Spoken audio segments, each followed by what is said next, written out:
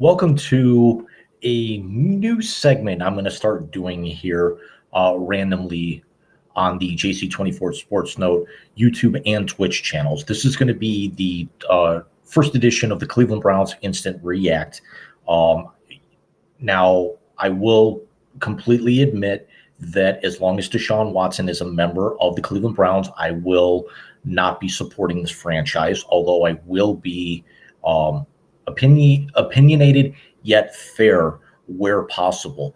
That being said, today was the home opener against the New York Jets. Now, I was at the home opener last year where Baker Mayfield got hurt after Anthony Schwartz gave up on a pass, causing Baker to make the tackle and bust up his shoulder and effectively end the Browns season before it really got going.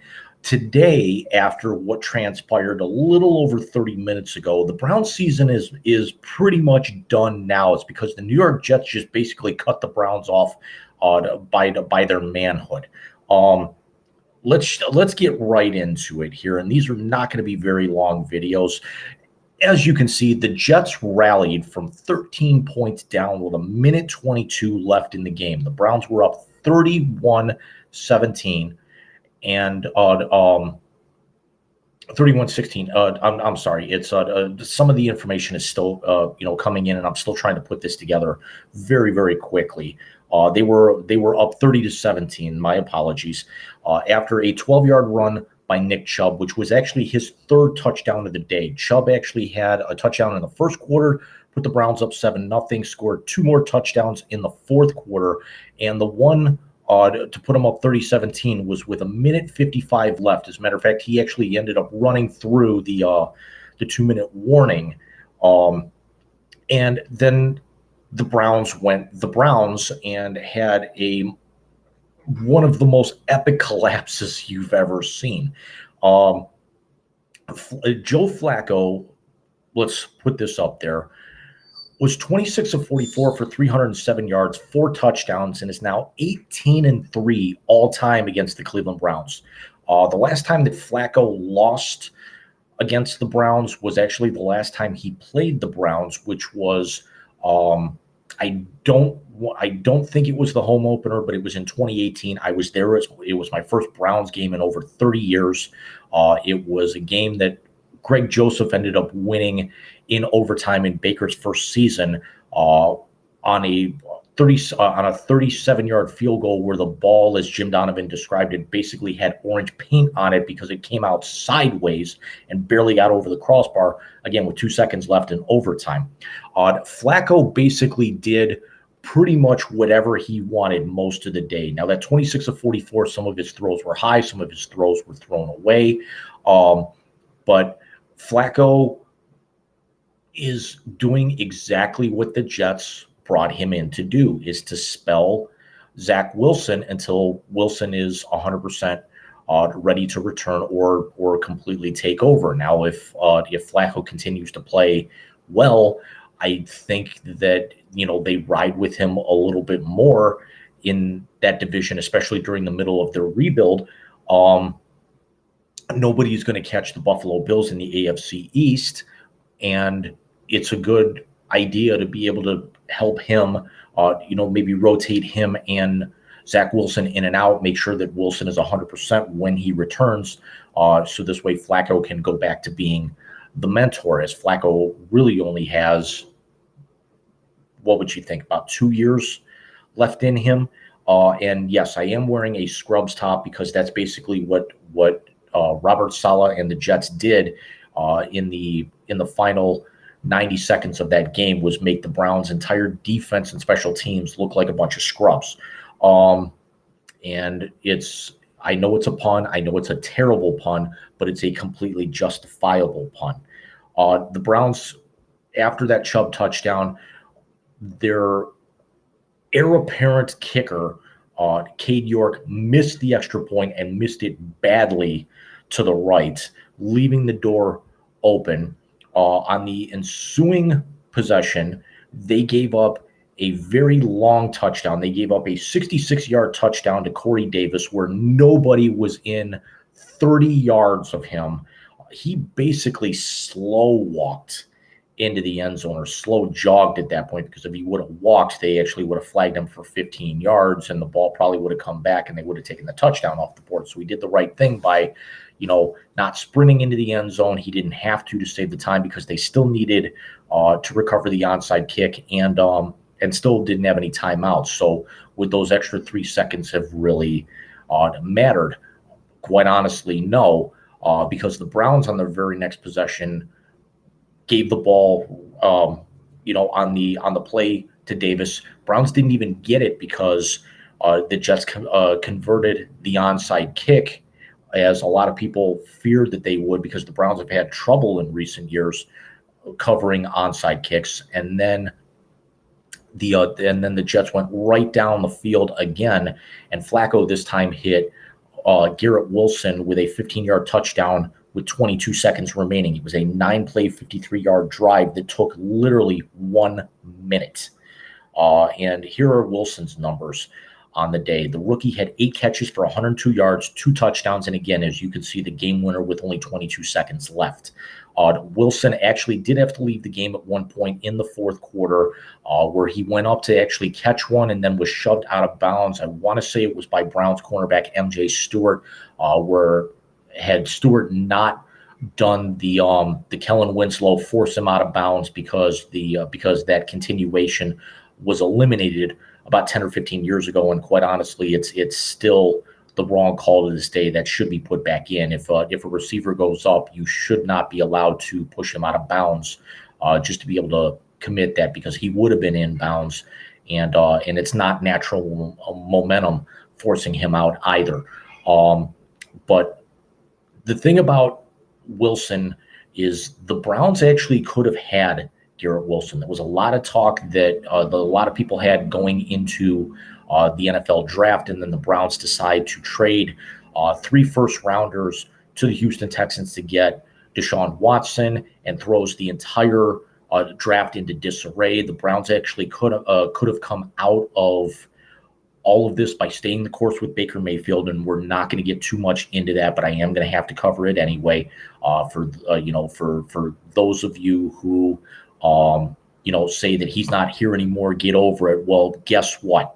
You could have actually had him, or you could have had the other star Ohio State receiver. His name is eluding me at the moment. You could have actually had Leslie, the kid from USC. You could have had a whole host of really, really good potential number 1 rookie wide receivers to complement Amari Cooper. Instead, you trade 3 first-round picks to and give up the opportunity to draft a kid this high for a quarterback who's legally locked out of the building for the next 2 months. And Jacoby Brissett didn't play terribly.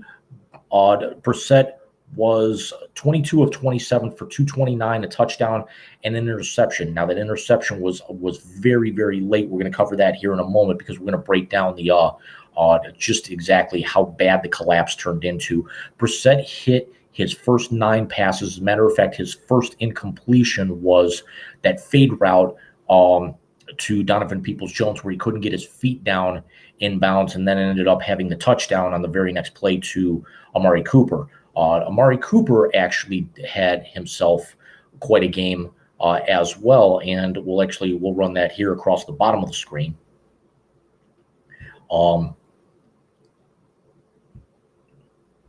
As you can see, Wilson, 104 yards, 2 touchdowns. Nick Chubb had himself a very, very good second half. The Jets did a good job of containing him early. Held him to under 40 yards in the first half, did actually have the 1 touchdown, but then Chubb decides to break off a couple of big runs in the second half. Was also helped out a lot by Kareem Hunt, who had a touchdown. So your all-world backfield of Chunt accounted for 4 touchdowns on the day. As a matter of fact, outside of the Cade York field goal, that was the majority of your offense today. Cooper did get his did match up well with Brissett. That they kind of struggled to have their continuity in Carolina last week. He did find he did hook up with Njoku a couple of times. He did hit Harrison Bryant. Bryant did get his bell rung very, very late on a rather controversial block up high, went to the tent, did come back after being checked for a concussion. Glad that he's okay. But again, this was the Browns being the Browns. Only in Cleveland can they go, can you be up 13 points with 90 seconds to go and completely choke this away? Let's break down exactly what happened. Chubb scores the touchdown. Cade York misses the extra point. On the ensuing drive, the Jets go 75 yards. Again, the 66-yard touchdown on the blown coverage, cut into the lead, hit the extra point. The Browns fail to cover the onside kick, give it back up to the Jets, and then the Jets proceed to score 2 touchdowns under the 2-minute warning. You wasted a 4-touchdown day. You wasted that 3-touchdown day by Chubb. Brissett proceeded to throw a pick, a badly timed and horribly executed interception across the middle, where the defender read it the entire way, with the chance to still. If the pass would have been completed, Cade York would have been in range to try and have his second consecutive walk-off field goal. And it wouldn't have been nearly the 58-yarder that it was last week, and the Browns still would have had a timeout in their pocket, and also at least 30 seconds on the clock. The best part of the entire thing for me watching this collapse was not only the Jets coming from 13 back to win by a point, but also taking a kneel down to run out the clock on that god-awful, stupid friggin' brownie elf that they put at midfield. I'm sorry. This franchise is such a joke that you have no logo on the helmet.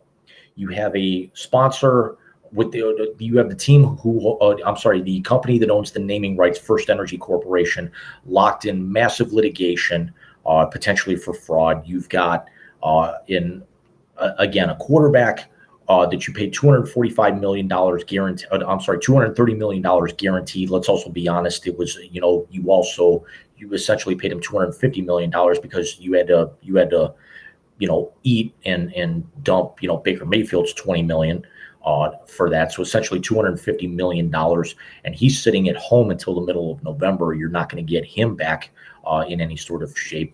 You've got the Squealers coming in this weekend. Now, granted, it's as much of a Browns basher as I'm going to be while Watson is a member of this franchise, and I'm going to get to that here in just a moment.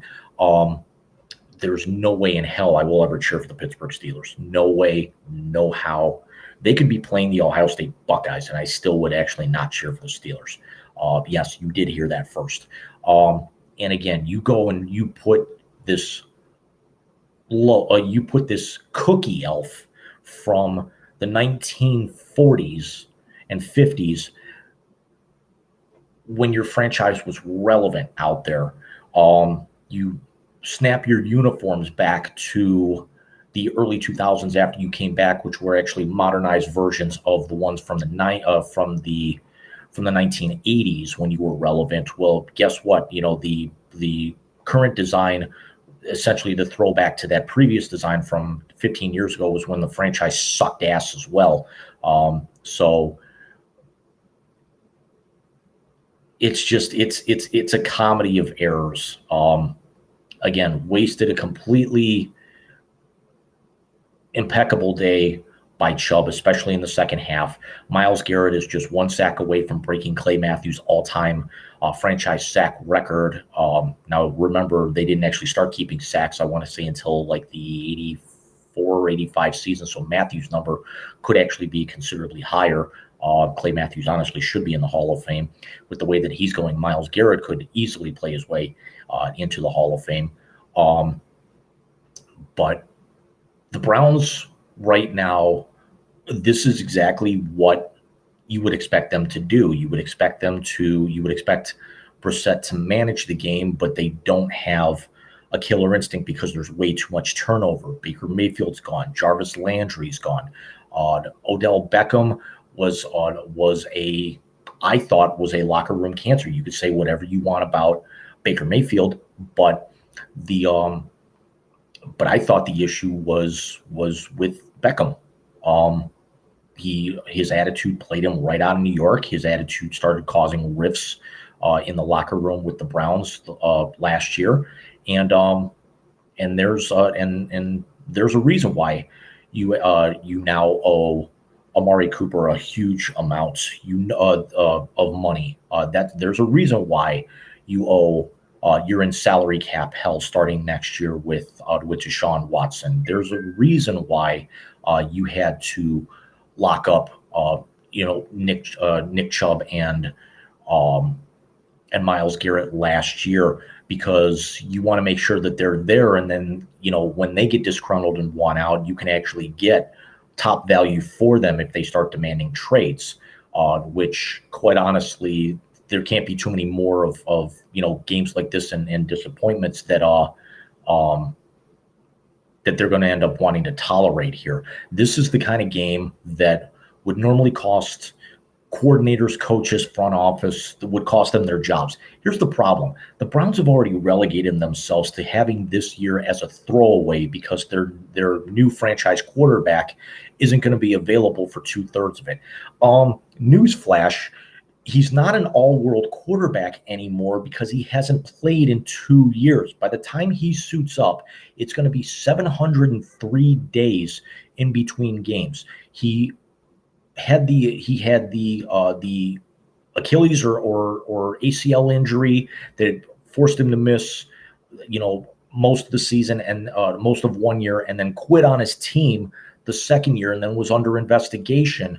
After he refused to play with them, after he essentially quit on his teammates, and hopefully the Texans start to progress a little bit better with their rebuild under Davis Mills. I would like to see Davis Mills succeed with the Texans. I would love to see Deshaun Watson go out there and get absolutely humiliated when he's back in week 13 after the bye week, or week 12 or whatever the hell. I think it is 13.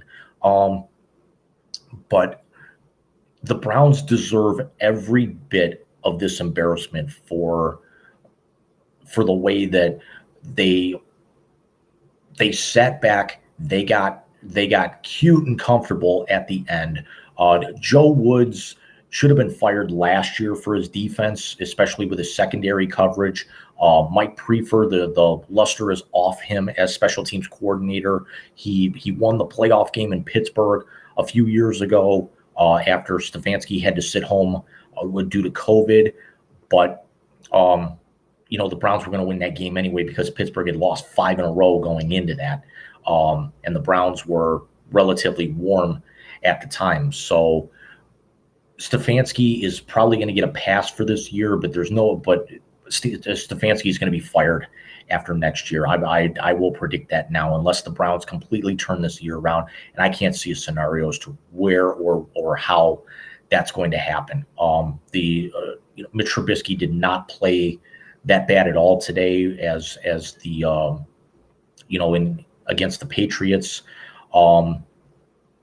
but they've got the short week, and you would figure the emotional win last week at the buzzer with the 57-yard field goal by Cade York carries their momentum. Well, the Giants beat the Panthers today, so that hangover still hung with the Panthers, and the Browns started to ride that momentum, and now collapsing like this late, you can't tell me that this is actually going to benefit them going into the short week against the Steelers here on Thursday night on Prime. And those of you who don't know, if you don't have Prime, you can actually watch the game for free on Twitch. And if you have a Samsung Smart TV or some Smart TVs will actually have a Twitch app built in, so you'll be able to watch it on the big screen without actually having to cast it or be forced to watch it on a laptop or anything. But let me know what you guys think. Do you think that they've got a shot in hell on Thursday night? Do you feel that this? How do they rebound from this? Do you feel that are you in the same boat as me? Do they deserve every bit of the failure that's coming their way? Do you see the idea that the Deshaun Watson experiment is going to blow up in their face within the next 3 to 5 years? And I won't make a joke about that 3 to 5.